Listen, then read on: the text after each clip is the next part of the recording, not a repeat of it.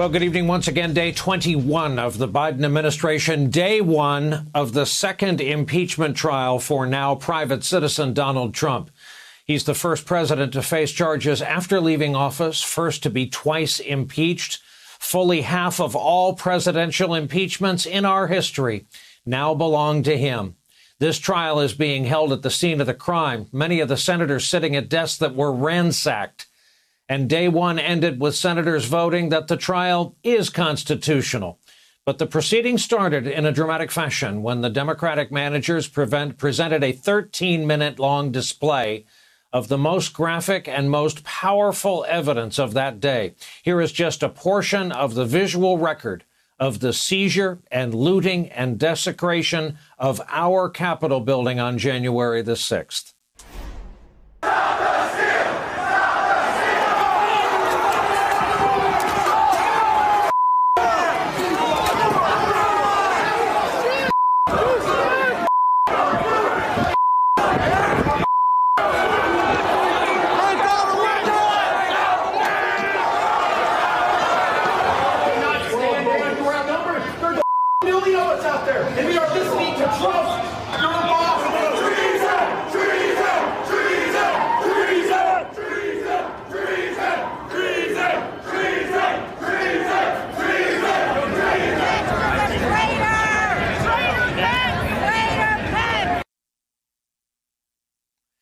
Impeachment managers followed that damning video promising to present a case to convict Trump based on what they called cold, hard facts. Their argument is that if you commit an impeachable offense in your last few weeks in office, you do it with constitutional impunity. This would create a brand new January exception to the Constitution. Impeachment exists to protect the American people from officials who abuse their power, who betray them. It exists for a case just like this one.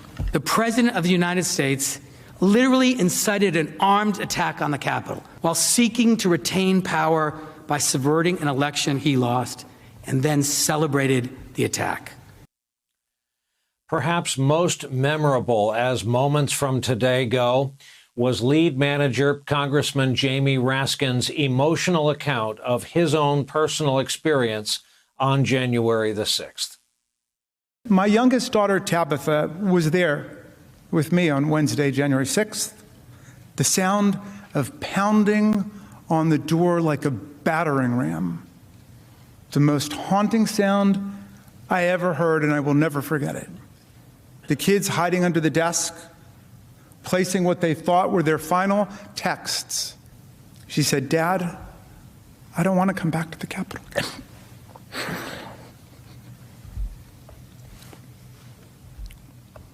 Of all the terrible, brutal things I saw and I heard on that day,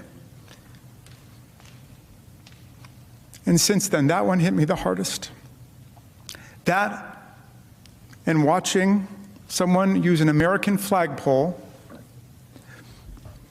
with the flag still on it to spear and pummel one of our police officers ruthlessly, mercilessly, tortured by a pole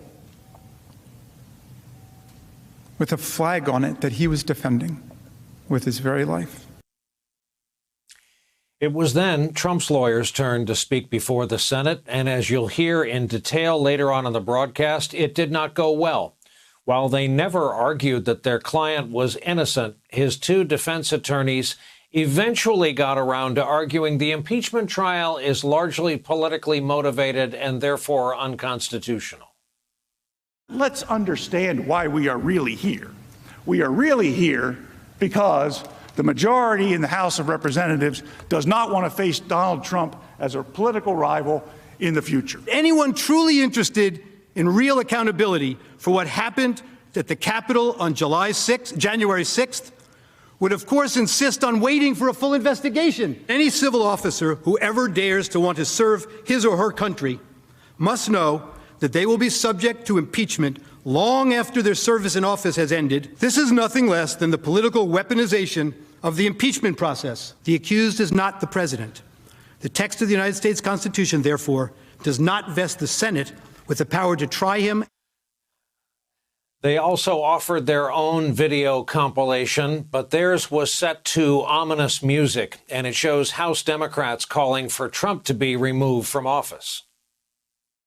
I rise today, Mr. Speaker, to call for the impeachment of the President of the United States of America. I continue to say, impeach him! Impeach 45! Impeach 45! So we're calling upon the House to begin impeachment hearings immediately. On the impeachment of Donald Trump, would you vote yes or no? I would vote yes. I would vote to impeach. Because we're going to go in there, we're going to impeach the motherfucker. The former president is said to have been, let's call it, less than pleased with his lawyer's performance, which means he was watching on television. According to Politico, Trump, quote, grew increasingly frustrated with the sharp contrast between their muted response and the prosecution's opening salvo. New York Times reports one person familiar with Trump's reaction said, quote, on a scale of 1 to 10, with 10 being the angriest, Mr. Trump was an 8.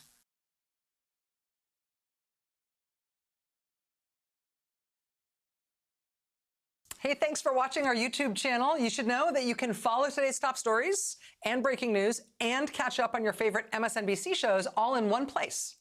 Download the NBC News app today.